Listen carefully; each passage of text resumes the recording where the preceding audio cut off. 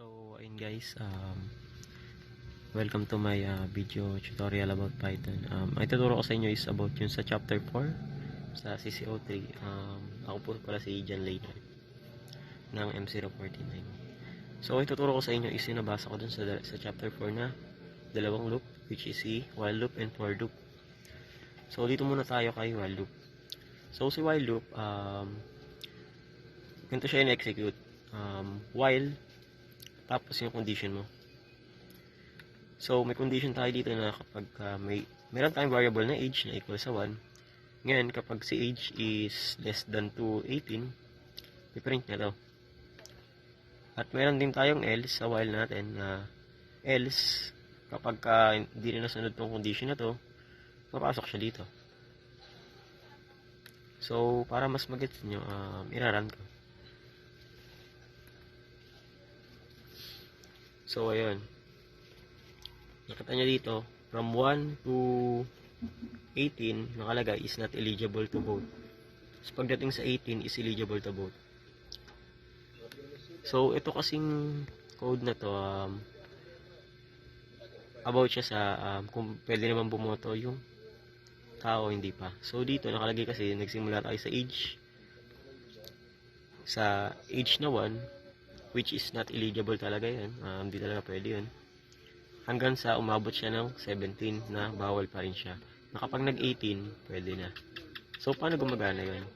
So nagprint lang tayo ng yung age natin, pinrint natin yun na nagsimula sa 1, tapos is not eligible to vote. Tapos para mag-loop yun, yung age is equal to age is plus 1. So yung age na value natin na may 1, magpa plus 1 lang ulit siya. So, hanggat hindi niya na-reach tong 18 o hindi siya sa 18, maglo-loop lang na maglo-loop yung program natin. So, once na nag-18 na yun, papasok na siya kay else na eligible to vote na. So, ayan, sunod nga, for loop. Sa for loop, kaya niya rin bumasa ng list. Maraming gamit sa for loop, pero ito yung pinaka-basic na gagawin ko example. Yung pagbabasa ng list. So dito gumawa ko ng list na may mga value na ito, 5 laman. So sabi, for every x in list student, ipiprint niya yun. So si x, siya yung magiging variable name nung bawat laman dun sa list mo. Para mas magets nyo, i-run ko siya. Ayan. So, ayun. Ayan. Na-print na yung 5. Nasa bawat laman nung list mo, ipiprint na yan. Ayan. So, meron din iba pang gamit si for loop.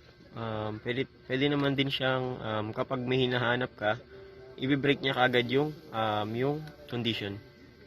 O yung loop, rather. Pag niran natin ganito. Ang hinahanap kasi dito, banana. Kapag nahanap niya yung banana, o na-reach niya yung banana, i-stop na yung program. Diba dito, 3 pa yung nakalagay dun sa list. Apple, banana, and cherry. Pero dito, sa ano niya, nung nirun na yung program, apple, banana lang. Kasi may condition tayo na if is equal to x is equal to banana, then break. So, yung loop, hindi na siya iikot pa. Ganun siya gumagana. So, meron din, kapag continue, na kapag nahanap yung banana hindi na babasahin nung mawawala na siya dun sa pagka-niran. Ayan o. Apple and cherry na lang.